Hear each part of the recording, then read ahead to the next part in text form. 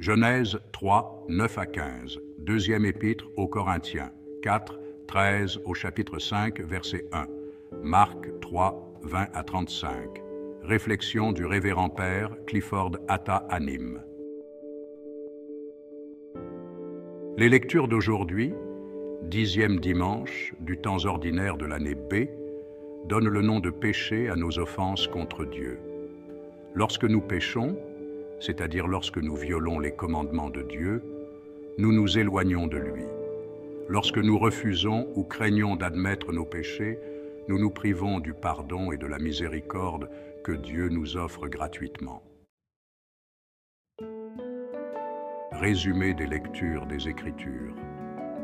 En décrivant le premier péché d'Adam et Ève, la désobéissance, notre première lecture tirée de la Genèse explique le commencement du mal dans le monde et ses conséquences destructrices.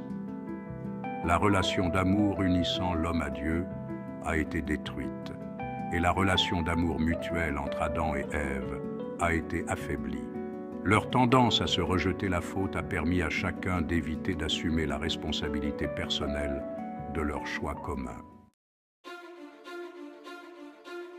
Dans la deuxième lecture, Paul déclare aux Corinthiens que les nombreuses épreuves de son travail missionnaire étaient le plan de Dieu pour sa croissance spirituelle. Ces souffrances, offertes avec Jésus pour le salut du monde, lui vaudraient une récompense glorieuse à lui et à tous les croyants qui feraient de même. Le passage de l'Évangile d'aujourd'hui révèle comment Jésus lui-même a été incompris par ses propres proches et a été critiqué, calomnié et rejeté par les scribes et les pharisiens dirigés par le Sanhédrin. Ces souffrances pour nous donnent à la fois du courage et son offre de guérison, de force et de pardon, afin que nous puissions faire comme lui lorsque nous sommes confrontés à un traitement injuste et à des critiques dans notre vie. Message de vie. Les Écritures d'aujourd'hui nous mettent au défi de faire face au rejet avec un courage et un optimisme prophétique. Très souvent, nos amis, nos familles ou nos compagnons d'enfance ne nous écoutent pas et refusent d'accepter les paroles de grâce, d'amour et d'encouragement que nous leur offrons parce qu'ils nous connaissent tellement et ont tellement l'habitude de nous qu'ils ne tiennent pas compte de ce que nous avons à dire, si tant est qu'ils l'entendent. Mais nous devons faire face à un tel rejet avec un courage prophétique car, par notre baptême, nous sommes appelés à être des prophètes comme Jésus, partageant sa mission prophétique. Nous devons avoir le courage de nos convictions. Les personnes modernes à l'esprit libéral peuvent trouver la croyance et la pratique authentique des chrétiens aux idées et aux idéaux du Christ tout simplement folles. Par conséquent, ce qu'il faut à un chrétien, c'est le courage de ses convictions fondées sur l'autorité de Jésus en tant que Dieu et sur la vérité de ses doctrines exprimées dans le magistère de l'Église.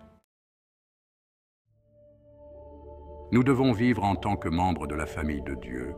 Rappelons-nous que, par le baptême, nous devenons enfants de Dieu, frères et sœurs de Jésus et membres de la famille céleste du Dieu trinitaire. Par conséquent, observons nos obligations de traiter les autres avec amour et respect et de partager notre amour avec eux par des œuvres de miséricorde corporelle et spirituelle. Nous sommes aussi ses disciples et, à ce titre, nous sommes tenus d'être des auditeurs et des acteurs de la parole de Dieu. Purifions nos âmes chaque jour et remplissons-les de l'Esprit de Dieu, ne laissant aucune place à l'esprit malin pour entrer dans nos âmes. N'hésitez pas à vous abonner, à aimer et à activer la cloche de notification pour en savoir plus. Que Dieu vous bénisse. Amen.